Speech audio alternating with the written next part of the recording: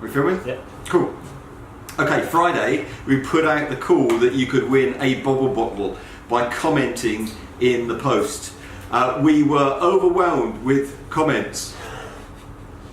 2. Not quite so many. So we've decided we'll spare no expense. We are awarding 2 bubble bottles. So one will go to Ed Jobling for his comments and one goes to Ben Nichols for his. Ben and Ed, you need to email the addresses for us. So actually, Ed, we probably know yours. We can get that to you. Ben, do we know Ben's address? No, don't know Ben's new address. So email me. Email Joshua. Joshua.bannister@imanageperformance.com. Cool. Well done, guys.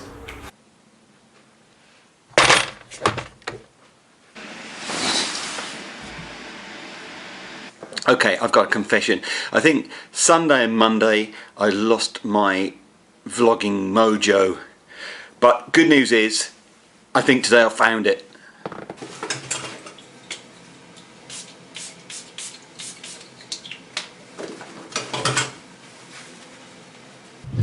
Okay, room's wrong shape again.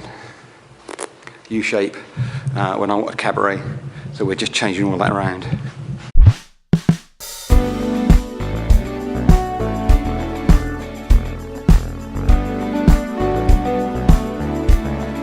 Okay, I'm with a senior management team up here in Newcastle today, and what I'm going to be doing during part of the day is to help them prepare for a board presentation that they have. So we're doing some advanced presentation skills and particularly looking at the structure of the presentation that they're having to give. So we've got a particular way of psychologically engaging people, a 5-step structure. So I'm going to talk you through that structure today and give you a bit of insight into this sort of advanced structure technique for presentation skills.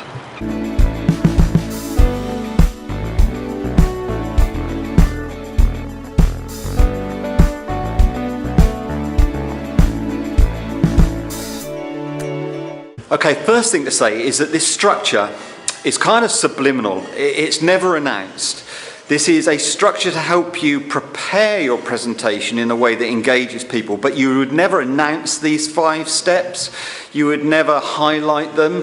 They just kind of sit like a sub-story plot underneath the presentation that you're delivering.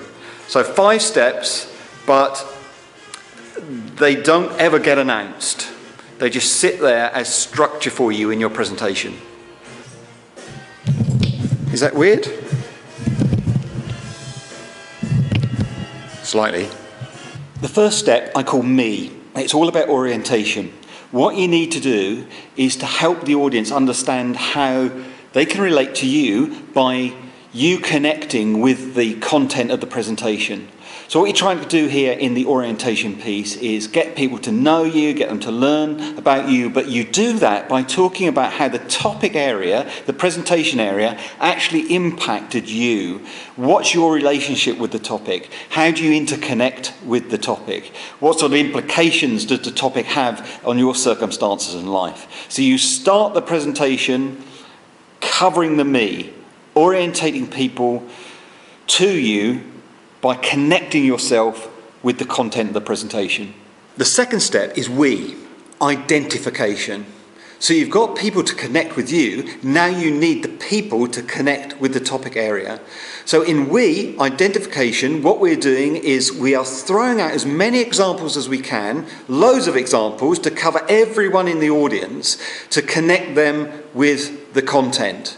So what I want to do is to put forward situations where they could see how the content relates to them, how it impacts them, what application it might be for them, what problem they might have that would be solved by the presentation.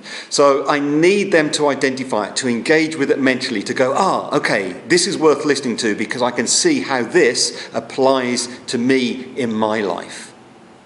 Okay, so step 3 is it.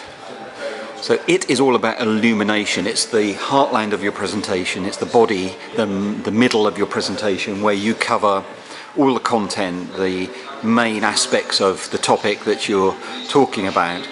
And it's really important to shine a light on that topic. So it is all about the topic, but illuminating that topic in a way that highlights the key messages. For me, one of the big things to watch out for during this middle phase is not to give too much, to talk about everything you know about a topic, rather than just shedding a light on, illuminating those key things that are really critical to the logical flow of your presentation.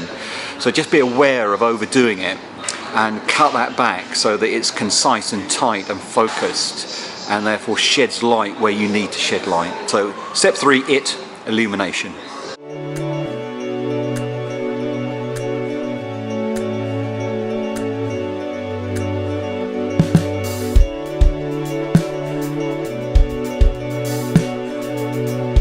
The fourth area I want to talk about is you.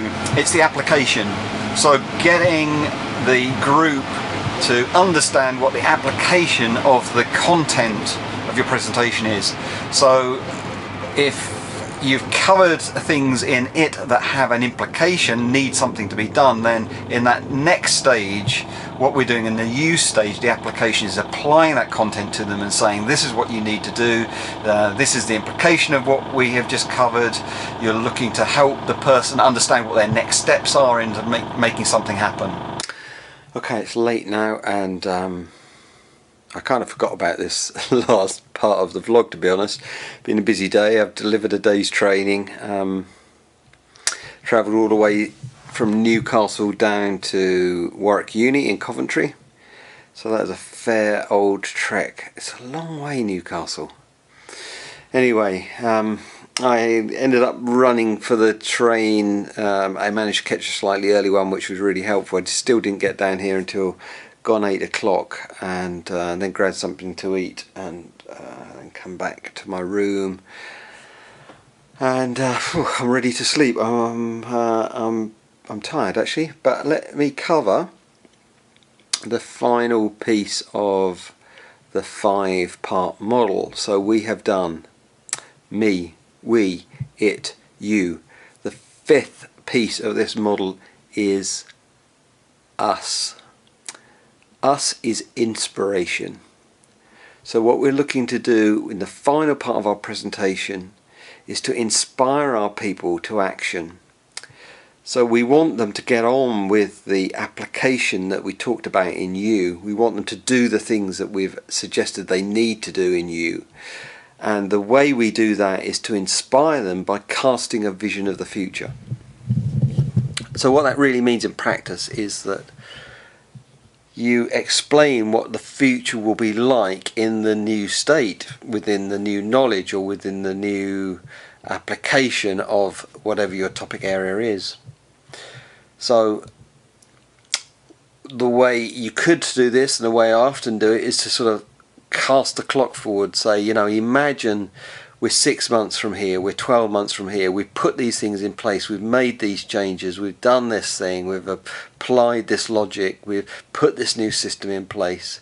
This is the picture of the new world. You won't have this problem, you won't have that problem, this part of your life will be easier, this aspect will be more enjoyable.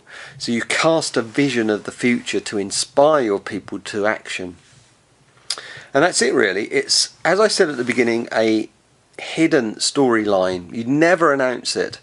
And this can work with absolutely any presentation. Honestly, it can. I use it all the time. Virtually any presentation I have to give that's not training, kind of a proper presentation with an audience, with a group of people, then I will do this: me, we, it, you, us. So I'm here now, and I'll show you around a bit tomorrow. I'm at Arden House, which is one of the kind of 3 conferencing centres at Warwick Uni. This is the smallest, but it's the most intimate, the most friendly. Can I say that? It's the one I like the best, although the others are really smart and really good and really great customer service. But that's tomorrow. I'm going to get some shut-eye now, pretty bushwhacked, get my head down and get refreshed so that I'm ready for a full day's training tomorrow.